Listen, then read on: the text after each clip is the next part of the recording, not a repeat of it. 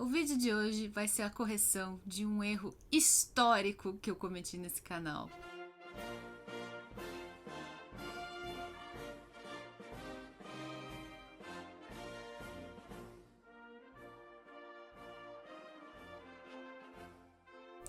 Em 2015, eu ainda estava no comecinho desse meu trabalho no YouTube. Eu tinha acabado de transformar o meu antigo blog, que eu tinha criado na época de estudante para treinar redação, em um canal no YouTube. E eu sonhava em transformar isso no meu trabalho, mas no fundinho da minha cabeça eu achava que isso tinha muito pouca chance de dar certo e que no final das contas eu ia ter que sair distribuindo currículo por aí. Eu não achava que ninguém ia estar interessado em me ver falando sobre livros no YouTube. Felizmente eu me enganei nesse ponto, mas eu cometi vários erros de julgamento naquele primeiro momento do canal. E passando na vitrine da Saraiva eu vi lá, né, em destaque, um livro de mais ou menos umas 300 páginas, ele era grosso assim, e ele tinha um garotinho esfarrapado na ilustração de capa, e ele dizia lá, Os Miseráveis, de Victor Hugo. E eu pensei, que oportunidade brilhante, tá na promoção, eu vou comprar, vou ler esse livro e vou fazer a resenha no meu mais novo canal, em que eu me proponho a ler clássicos da literatura, 1001 livros para ler antes de morrer, aquela história toda. E eu li o livro muito contentemente, não achei que havia nada de esquisito naquele livro, foi só no último momento que eu me dei conta que eu tinha lido uma versão resumida. Essa é a obra original dos Miseráveis. Mais pra frente, depois de me dar conta desse erro grosseiro, né, que eu acabei assumindo no vídeo, eu disse, olha, eu li um livro resumido achando que era o original, então vocês me desculpem. Mais pra frente eu adquiri, né, uma versão original dos Miseráveis e percebi que ela realmente é bem maior do que isso. Eu não faço a menor ideia, naquela época eu não tinha o hábito de pesquisar sobre edições, traduções, sobre a idoneidade do trabalho de cada editora. Eu tinha uma ingenuidade muito grande, eu acreditava em tudo que dizia, né, a capa de um livro, né. O livro não esclarecia, né, sobre ser um livro resumido, uma versão adaptada. Não havia essa informação na capa. Eu acho que a intenção era realmente ludibriar os leitores. Agora, nesse último ano de 2022, eu me propus a fazer um grande projeto de leitura coletiva e convidei vocês a me acompanharem.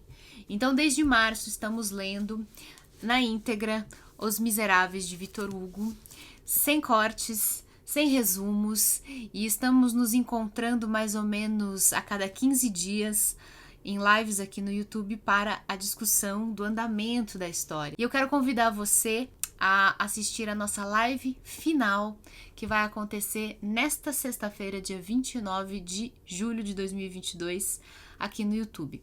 Se você estiver assistindo esse vídeo mais tarde, você vai poder assistir a live gravada, ela vai estar sempre disponível no canal. Se não, se você está assistindo isso no dia que eu estou publicando, me aguarde às 20 horas de hoje, eu vou entrar ao vivo para fazer a discussão final. Mas como eu quero que esse vídeo fique para a posteridade, e eu quero inclusive numerar este vídeo, né? Eu não quero deixar de colocar, né, um númerozinho. Eu vou chamar essa versão de Os Miseráveis, versão completa, para diferenciar lá da leitura número 8 do canal, que foi Os Miseráveis, versão resumida. Eu não quero perder a oportunidade de gravar esse vídeo sem spoilers, de dar um número para essa resenha, será a 359, e eu quero fazer um convite para você se animar também a fazer essa leitura em algum momento da sua vida.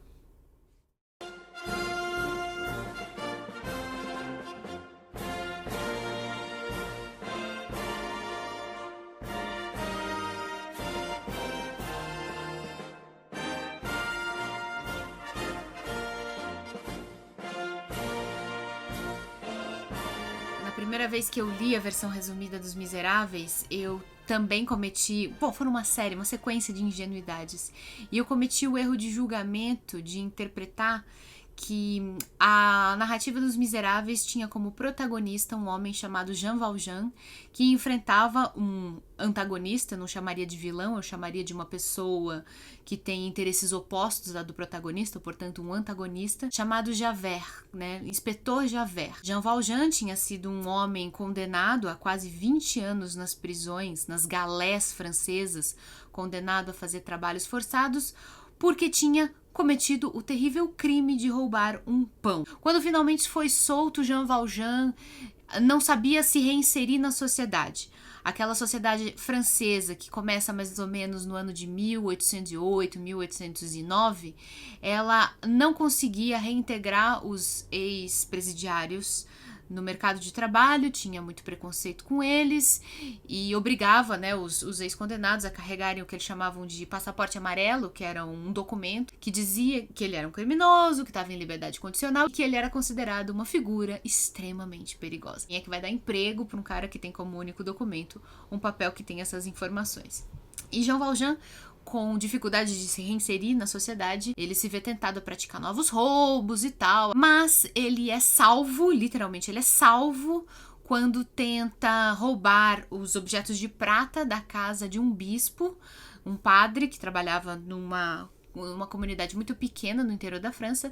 Jean Valjean tenta roubar os objetos de prata que esse padre tem em casa, e o padre, mesmo sabendo da tentativa de roubo, acoberta Jean Valjean, mente para os policiais dizendo que ele não tinha roubado nada, que ele e o padre tinham dado aqueles objetos de presente para Jean Valjean, consegue uma segunda chance para esse ex-condenado e diz para ele: olha, eu estou praticamente fazendo uma aposta, uma barganha com você. Eu comprei você. Eu estou te dando uma segunda chance porque, na realidade, eu estou comprando a sua alma em nome de Deus. Você deve usar esses objetos que você roubou de mim para tentar se tornar um homem honesto. Na verdade, você não está fazendo um negócio comigo, padre, mas você está fazendo um negócio com Deus Nosso Senhor. Faça o que quiser com essa informação, você está livre, pode ir embora. E Jean Valjean passa por uma transformação espiritual diante desse gesto de imensa caridade deste padre católico. Só que ele vai ter no encalço dele, né, o tal do inspetor Javert, que é um cara que tinha sido carcereiro, que já conhecia ele desde os tempos da prisão e que não vai comprar essa história de regeneração.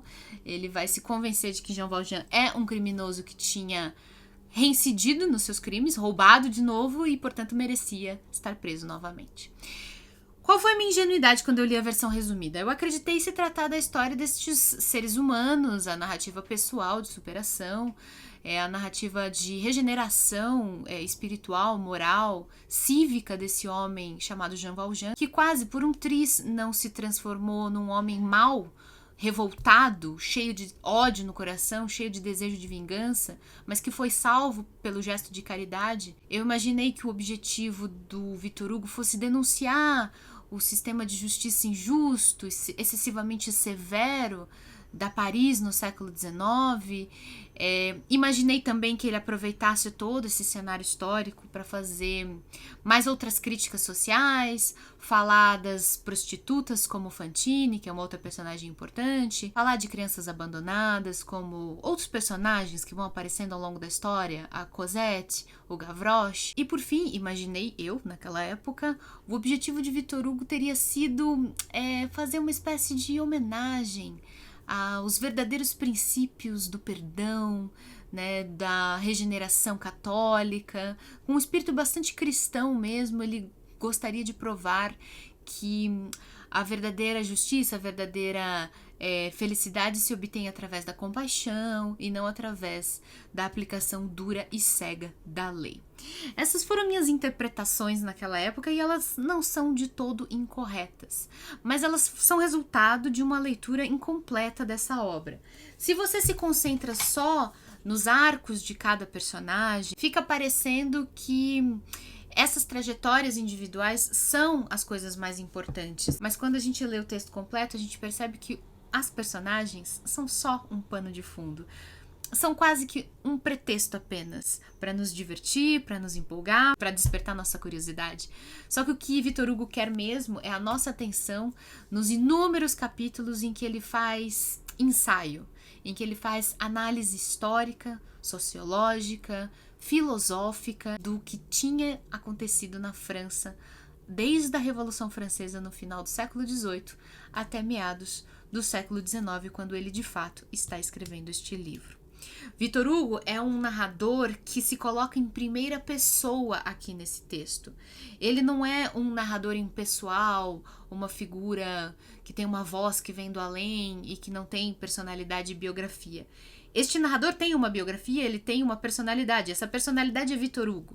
Ele escreve sabendo que seus leitores, da época em que ele publicou essa obra, a partir de 1860, sabiam quem era este homem, sabiam de sua história pessoal, de suas posições políticas, de toda a sua luta. Inclusive, Victor Hugo estava exilado naquela ocasião, ele tinha brigado com o então governo da França naquela época. E ele se coloca o tempo todo em primeira pessoa. Ele diz, eu, o autor, eu escrevi isso porque eu acredito que essa parte me lembra da minha infância porque quando eu passava em tal rua onde se passa essa cena, havia naquela rua o seguinte cenário, a seguinte disposição dos prédios. Enfim, Victor Hugo se coloca pessoalmente como o grande condutor dessa história. Ele coloca suas opiniões pessoais sobre as transformações profundas pelas quais estava passando a França desde a Revolução Francesa de 1889. Muita gente se confunde, acredita que Os Miseráveis, que tem cenas de revolução, de barricadas, de lutas pela liberdade, muita gente acredita que essa história se passa na Revolução Francesa. Isso é um erro. É preciso ler a história para entender perfeitamente que a Revolução Francesa aconteceu em 1789. Ela foi seguida de anos de muita turbulência e depois de uma ditadura encabeçada por Napoleão Bonaparte, que exportou os ideais da Revolução Francesa por vários países da Europa através de guerras. E só depois de tudo isso, inclusive quando Napoleão caiu, quando ele deixou a força ou o poder e quando a monarquia voltou a governar a França, é nesse momento que começa a narrativa dos Miseráveis, na época da tal da restauração da monarquia, da dinastia dos Bourbons, aquela antiga linhagem de reis cujo representante Luís XVI foi o infeliz, né, que teve o azar de estar governando na época da Revolução. Inclusive, ele e a sua família foram todos decapitados. Bom, ele começa, então, falando de uma França que estava há muitos anos passando por transformações muito profundas e que estava desencadeando em toda a Europa e até em outros continentes, aqui na América inclusive, muitas e muitas outras revoluções, levantes, insurgências. O que se criou na França na Revolução de 1889 foi um ponto de partida de uma nova era na história da humanidade ocidental. Não é à toa, né? Historicamente, os historiadores chamam a época que a gente está vivendo, né, o período contemporâneo, do momento em que aconteceu a Revolução Francesa até hoje, né? Ainda somos herdeiros, ainda vivemos o legado dos ideais, da filosofia que inspirou os revolucionários daquele período. E Victor Hugo percebia isso. Ele entendia que, de alguma maneira, a França tinha se tornado um farol da humanidade ocidental e que outros países do mundo estavam vivendo turbulências e transformações. Aqui nas Américas, por exemplo, quase todos os movimentos de independência que aconteceram na América do Sul e tal. O Brasil não, o Brasil foi um pouco diferente. Quem decretou nossa independência foi o próprio rei de Portugal e tal. Mas nos outros países, as independências aconteceram na esteira do movimento revolucionário francês. Foi inspirado naquelas ideias de igualdade, fraternidade, liberdade e na ideia de que os povos deviam se autogerir, a ideia de que monarquias absolutistas deveriam ser substituídas por repúblicas com poder representativo e de que nenhuma autoridade no Estado deveria ter um poder infinito, superior ao que determinasse a mais importante lei de qualquer país, que deveria ser, foram os franceses que inventaram isso, a Carta Constitucional, a Constituição, tudo isso que a gente vive até hoje e que parece que é a coisa mais banal do mundo, são invenções modernas. Então Victor Hugo percebia tudo aquilo que estava acontecendo e percebia que a França era observada pelo mundo inteiro. Então ele escreveu essa história com o objetivo de contar a história da França. Desde a Revolução, ela foi uma sucessão infinita de outros levantes, golpes de Estado. Ao longo do século XIX todinho, foi havendo revolução atrás de revolução. Então o que Victor Hugo pretende fazer nesse texto é iluminar, né, a visão dos seus contemporâneos sobre aquilo que estava acontecendo e sobre quais deveriam ser os rumos, né, que a humanidade iria percorrer se seguisse estes ideais, se seguisse a direção deste farol acendido pelos revolucionários de 1789, se seguisse o caminho das luzes, como ele mesmo coloca, se compreendesse que o futuro das nações estava na educação pública, universal, no combate à miséria, no combate às desigualdades. Todos estes personagens, chamados aqui genericamente de miseráveis, são exemplares da sociedade francesa, muito paradigmáticos, que por vários motivos sofriam das injustiças provocadas pela falta de educação, pela falta de oportunidade e pela falta de igualdade. Victor Hugo percebia que a sociedade estava avançando e que havia muita energia, muito desejo de progresso, desejo de mudança, muita esperança com relação ao futuro. Mas ele achava que ainda havia muito a ser feito. As injustiças abundavam, as crianças passavam fome, as mulheres abandonadas pelos seus companheiros eram obrigadas a se prostituir. A classe trabalhadora, mesmo que tivesse trabalho, tinha muita dificuldade de ter o que comer no final do dia. Mas Victor Hugo acreditava, de maneira bem otimista, que o futuro seria mais luminoso. Victor Hugo não era ele próprio um revolucionário, mas ele admirava os revolucionários, os revoltosos, os que se colocavam nas barricadas, os que tentavam defender com a própria vida os seus ideais e o seu sonho de um futuro melhor. Boa parte dessa história é concentrada num núcleo de revolucionários que está tentando mudar o mundo e está disposto a dar a própria vida por um futuro mais justo. Mas ele próprio, como autor, ele não achava que esse era o único caminho possível.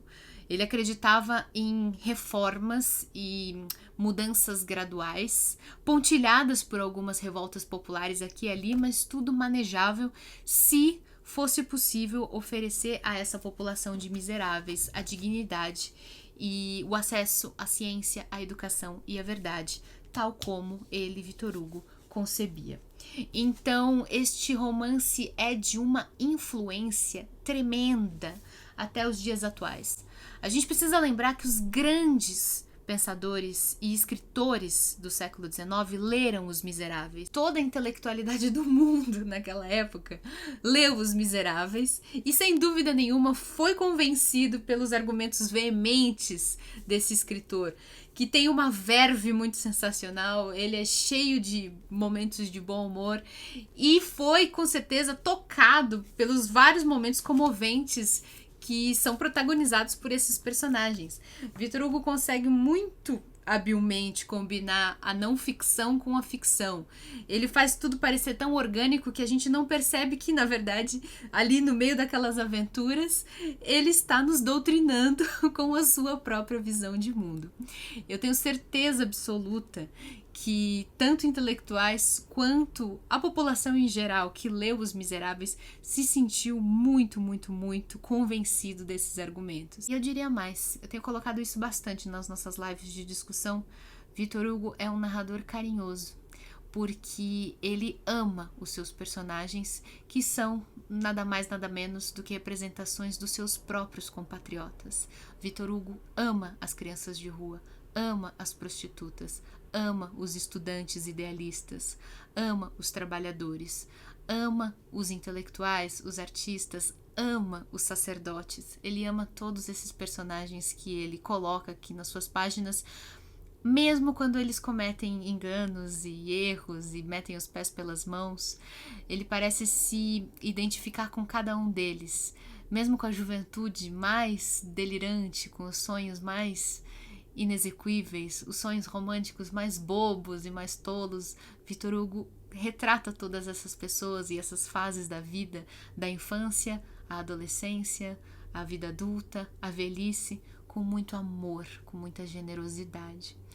Então, o sentimento que a gente tem ao ler essa história é de profundo carinho por quase todos os personagens, mesmo os mais detestáveis. Eu acredito que este que é o segredo da longevidade dessa obra. Não são exatamente as aventuras, os personagens, são todos muito divertidos e tal, mas existem várias, eu já li muitas outras aventuras parecidas. Mas é a maneira como esse narrador, que se assume como ele próprio, com sua própria personalidade, que assina com o seu próprio nome aquelas opiniões. É a maneira como esse narrador se coloca, como ele acredita apaixonadamente num futuro melhor e como ele tem esperança e fé no futuro da França e, por consequência, de toda a humanidade, porque ele acha que a França é o centro do universo. É essa maneira amorosa e carinhosa e confiante. Esse é o segredo dos Miseráveis. Esse é o motivo pelo qual a gente ainda deve ler esse livro até hoje. E vale a pena sim ler na versão integral. Demora um pouquinho, lendo devagarinho, como eu sugeri, foram 5 meses, mas é uma leitura que você nunca mais vai esquecer. Infelizmente, essa versão que eu tenho aqui não está mais disponível. Ela é da editora Kozak Naif, né? Esse símbolo aqui. Não existe mais essa editora, ela fechou, mas essa mesma tradução, com as mesmas notas de rodapé excelentes, que me proporcionaram uma compreensão bem mais profunda da obra. Essa mesma edição hoje em dia está no catálogo da Penguin Companhia. Então eu vou deixar aqui embaixo na descrição desse vídeo a versão da Penguin Companhia, porque realmente eu imaginei que ela seria boa e eu não me decepcionei. Um beijo a todos, gente. Agora, de noite, às 20 horas, a gente se encontra para fazer a nossa discussão final com spoilers de Os Miseráveis e assim encerraremos esse majestoso projeto. A gente se vê. Até mais.